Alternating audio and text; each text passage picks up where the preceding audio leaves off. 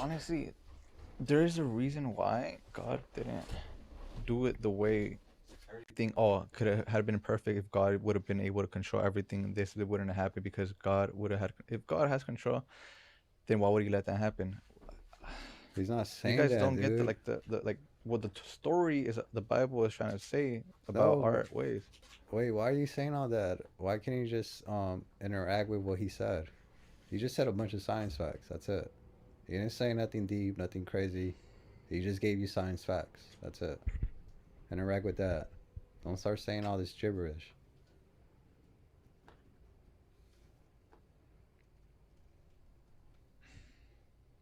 You gotta interact with the context from this video, not from what you think from the Bible, not what you think. Interact from what they're saying and what Cliff and Stuart are saying. All right. For God, but we don't have compelling evidence that the universe began to exist. As I describe in my upcoming book, The Battle of the Big Bang, for the University of Chicago Press, the Big Bang was thought to be the beginning of time, but this is no longer so. So Stu's just out of date on science here. So I can unpack this in a dialogue, or you can read the book when it comes out in the spring. But in a new survey that we're about to publish, physicists overwhelmingly rejected the notion that the Big Bang was the beginning of the universe. But even if the universe had a beginning, I don't see any reason to think it must have a cause, as Cliff has argued. After all, Christians say that God doesn't need a cause, often because they allege he existed timelessly and then entered into time.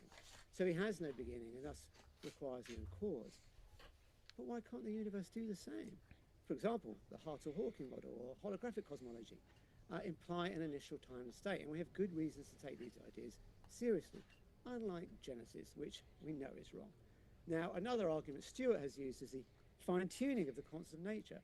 He said that the chances of life-emitting values are incomprehensible. Well, that's right. And that's why fine-tuning fails. That's These are exactly the probabilities argument I that we gave you earlier. don't know. And Cliff used it. The Christian guy used it. I heard it. You repeated the same thing he said. Well, I didn't repeat it the same thing. I repeated it my own way. They didn't say it like I did. And I knew what to say by my own interpretation that was pretty accurate to his. So you're saying that God wasn't able to fine tune it, and so there's no God, I didn't or say that none. everything I is didn't already say fine none tuned. of that, Everything's already Eric. being fine tuned. No, I didn't say none of that. I just told you I used that argument earlier on you. I That's all did. I said. Yeah, I didn't say none of that extra stuff that you just said. To run I that remember. argument, you need to assume that constants could be different from what they are. But there's no evidence for that. We have to assume that without God, the constants would be selected randomly and only once. We've got no evidence for that either. We have to assume God would select life emitting constants. But since he can make life in any conceivable universe, then our universe looks even less likely with God than without. Stewart also said that the multiverse, which undermines fine tuning, does not have a shred of evidence for it. I disagree. Inflationary cosmology seems to predict it. Weinberg predicted dark energy using it. Arguably, a Darwinian model did the same. So, in surveys, both philosophers and physicists overwhelmingly reject the fine tuning argument.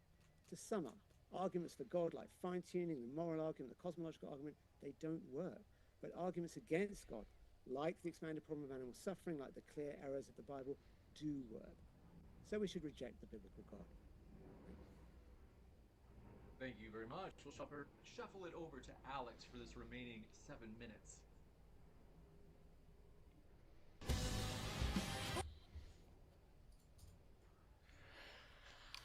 Jeez, how do you feel when he said we should reject the biblical God? That should hit your heart. Did it hit your heart? It went over my head. It just doesn't. I don't think people should do that. I think that's very arrogant. But dude, he's a fucking philosopher though. He's way smarter than all of us here.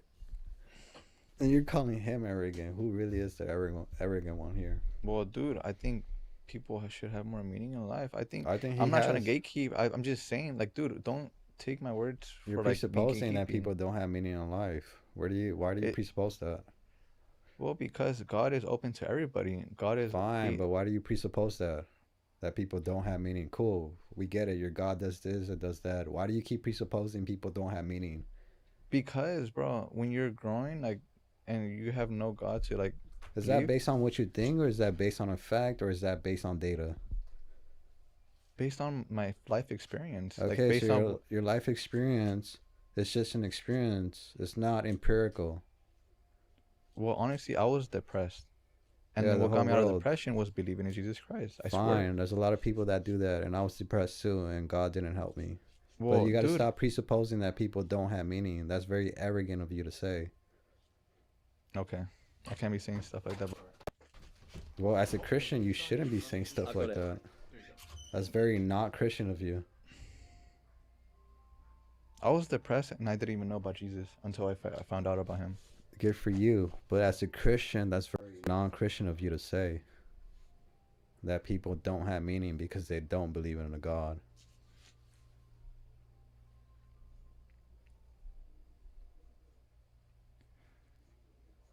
I think if you believe in God, then you will have a more meaningful life. Yeah, it could be true. Yeah, it You could could be have a, true. you people could have already meaning There you go. without God. People are able have intelligent consciousness There you go. to be able to define meaning. Uh-huh. So if you can do all that or have meaning, what is that called? Intelligence. No, it's called meaning. And you use all of the tools that you have in your hands and you figured out that you do have meaning based on reason and intelligence, experience. Dude, I had a void, which is I don't know if a lot of people have experienced this, but like, have you ever felt like a void within yourself, like something that you just feel empty, but when you seek God, everything just fills up. Yeah, thousands of people feel that every day. Why? Because Jesus is still living through us. No, because there could be like some vitamin deficiency. Sometimes there's something going on in your brain, some cognitive issues, some health issues. Well, Maybe you're dude, I just have a conviction. depressed. I have a conviction, and I haven't gone to depression anymore. I haven't because thanks to Jesus Christ, I don't think it was deficient of anything.